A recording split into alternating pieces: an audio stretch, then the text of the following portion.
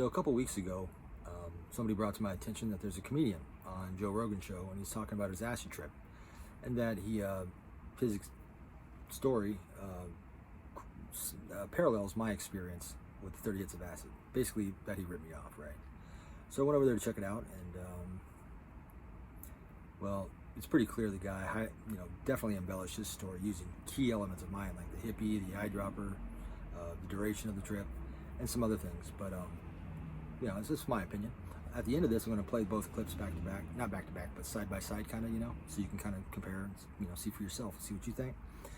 I mean, it is possible that the guy's story is legit.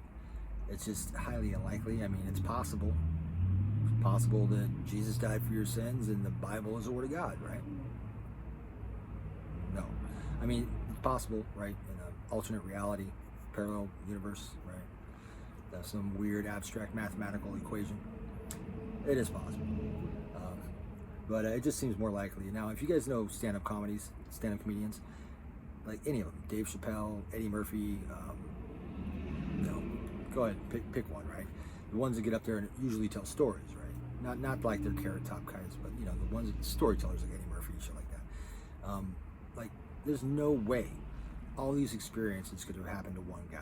I mean, they don't have the material. They wouldn't have the material if they had to be 100% honest, if they didn't embellish, if they didn't take from other people, and then make little twists so that it's not quite the same, but it's the same. And that's pretty much what I think this guy did. And that's what comedians do. I mean, they have to get material somehow, and they'd have to live 10 lifetimes in order to get enough material to stand up there and do an hour worth of comedy. And I mean, I'm not really upset about this, but I should be flattered, right? Some people are like, oh man, why do you think you even saw that? It's like, well, he made out of it, right? But 30 hits of acid is the almost 10 million views, almost 10 million views. It's like the most popular trip report or well-known trip report on the internet. To think that this guy hasn't seen it, especially going on Joe Rogan, especially going to be talking about his acid experience, of course he did, and I think it's more likely that the guy had an experience.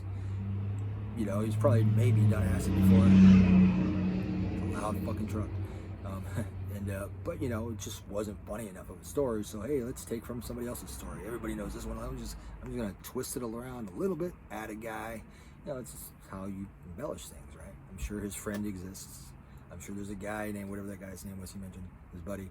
I'm sure some of the elements are truthful, but all the key elements, the hippie, the eyedropper, the duration of the trip, I don't think are unique to him whatsoever. I think he just took them from mine. You check it out and see what you think. And some people will say, like, who really cares, right? Who cares?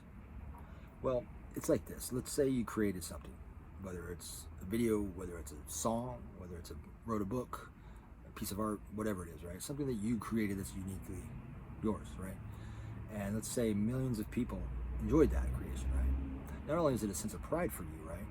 But if that, whatever your creation, if that was influential to thousands of people, possibly trying psychedelics for the first time or opening their eyes or experiencing something new, right?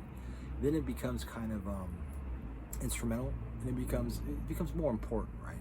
Now, if somebody comes along and says, hey, I had that same experience, or hey, but that's nothing special or nothing new. I had something just like that. So you're very similar. Now, if it's true, that's cool, right? But if it's not, then what they're doing is they're just basically, well, one, they're riding your coattails, but two, then they're just diluting your experience altogether, and the significance of that experience gets diluted and watered down if you have other real Slim Shadys standing behind you saying the same shit, right? Some people will say, hey, that was the 90s, man. It was like that shit happened all the time, and even happened to me. Somebody wrote that comment in my video, or when I remarked about the comedian guy, Luis Gomez Jr. And I was like, really? Like, okay, the 90s were a weird time, but not that fucking weird. And I've never seen hippies standing on corners dosing people with acid and eyedroppers. But this guy wanted to make it sound like it's so frequent of an occurrence that it even happened to him. You know what I'm saying? And it's like, come on, guys. It's like, I'm not presuming that I'm the only person who took too much acid on accident. No, not at all. I'm sure that's similar things have happened all the time. But from a hippie, from an eyedropper, I I've never heard anything like 30 hits of acid before I made the video. I never saw any blogs, I never saw any videos, nothing like that. I think once I heard something like an old wives' tale, like about somebody being at a Grateful Dead concert and spilling some on their hand or in a pocket or something like that, right? But I've never heard anything about like 30 hits of acid story. In my experience, I've never heard anything like that before 2009. Since 2009, you know, now I'm starting to hear people with all these stories that for some reason didn't bother to even say anything about these stories until after my video came out. So that's another thing. But anyway, take a look, see what you think. I'm starting to ramble now. But that's pretty much it, you know. Luis Gomez Jr. just basically embellished his story using my experience to make his more interesting and laughable on Joe Rogan, because he probably doesn't have much of a story to begin with. There you go. See what you think. And this hippie guy comes up to me, and I don't remember his name, but I'm familiar with his face. He's like, thanks, man, for the fucking food all the time, you know? And he was high as fuck. He's like, you want a fucking trip tonight, man? And I was like, maybe 18. Me and my buddy Dan Doherty, we got a medicine dropper, this fucking hippie kid, this fucking real big known hippie in my... I was off the next day or two, so I was like, sure, man. He's like, open your mouth. And stupidly I did, and he had an eyedropper, and he squirted a bunch of fucking acid in my mouth. Like, I could feel it. And you're not supposed to. I could feel the shit running down the back of my throat. And I was like, dude, what the fuck? He's like, oh man, you're gonna be high. That was like 20 or 30 hits. But this kid was like, dude, I have liquid acid in an eyedropper. We're like, oh no way, dude, let's do it. He was like $3 a hit, which is super cheap. And then my buddy Dan, I remember he did like 2 drops, and I was like, oh sweet, dude. He was like, all right, let me do another one. And then he went, and I did too. And then he was like, I'm gonna do another one. And then he went and squirted it. And I went, holy shit, dude. I was like, well, I can't let you do that by yourself. And I went, oh my God. We gave it back to the guy, and he looked how much was left in it. He was like, dude, he was like, don't pay me. He was like, you didn't get this from me. And then he just walked away from us. Wow. The acid, man. I got on the fucking bus, and it kicked in. You know, usually it takes like an hour to kick in and shit. No, this kicked in like 20 minutes. So I'm kind of fucked. And you know how... And then within 10 minutes, dude, within 10, you know how acid takes like 45 minutes to come on? Mm-hmm. 10 minutes, I'm talking about on another planet, dude. Another fucking planet, just like, and I was high for like 2 days. It kind of sucked. I started to get worried after a while because I was like, am I ever gonna not be high on acid? Like, you know. And I tripped for 2 full days, 48 hours straight. Didn't. Shit kind of breeze. You know, the colors are brighter. You know, you see tracers and shit. Not on 20 or 30 hits. You don't. You lose your fucking mind, man. Like I almost went blind. I was hallucinating so hard. I was seeing just shit like melt before my eyes. I couldn't read. My whole frame of vision was like constantly like shifting like that. I was like, what the fuck? And I missed my bus stop because I was high as fuck. I got off at the wrong bus stop, and I was only like maybe a mile away from my house, right? But I was so high I couldn't even fucking walk straight, man. I ended up sitting next to the canal, talking to myself until the sun came up. And I peaked for like 5 or 6 hours, man. Not like 1 or 2 hours, like with a couple hits. I peaked like at least 5 or 6 hours. I lost all concept of reality and time. Within 5 minutes of that, I lose Dan. Dan's running down the street like a lunatic. When you say another planet, like, what are you experiencing?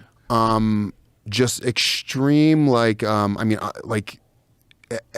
don't even remember most of the trip, but I remember I saw a friend and they got in their car, and the lights from the car, it was like I was on a spaceship, dude. It was just like the music, and I mean, it was just like the hardest I've ever tripped by far. And it's everything, like the visuals, the sounds, the feeling, but such an intense trip, like scary. It started becoming really scary, started going down the road where, you know, everything is everything. Like that was my conclusion, was like that life is death and death is life. And, you know, sound is the same thing as a fucking table, right. Just being a fucking lunatic. And I remember like starting to think, it kept on coming into my head to kill myself because I wanted, that's an experience that I can only experience once. It was like just really scary fucking thoughts. It was quite spiritual, and I wasn't really scared though because I knew it was just the drug. So I was more worried that I couldn't find my way home, and it took me like 8 hours to which should have taken me like 20 minutes, but I made it. And I was high for like 2 days. It kind of sucked. I started to get worried after a while because I was like, am I ever gonna not be high again? And So yeah, that was my experience. I don't recommend taking that much LSD. It's probably unhealthy. I don't think I've been right ever since. I got like a tick now. So really for like 3 days I tripped. And when you were tripping, what did the world look like? There was just like the world. I mean, it's a great question. It's a really great question. I'm trying to remember what my perspective was on how the world looked. I remember being at a Dunkin' Donuts and just sitting there at the table and just fucking thinking about numbers a lot and just fucking Numbers. Yeah, and everything was just fucking brighter. It wasn't, dude. It wasn't pleasurable at all. It wasn't like. Why were you thinking about numbers?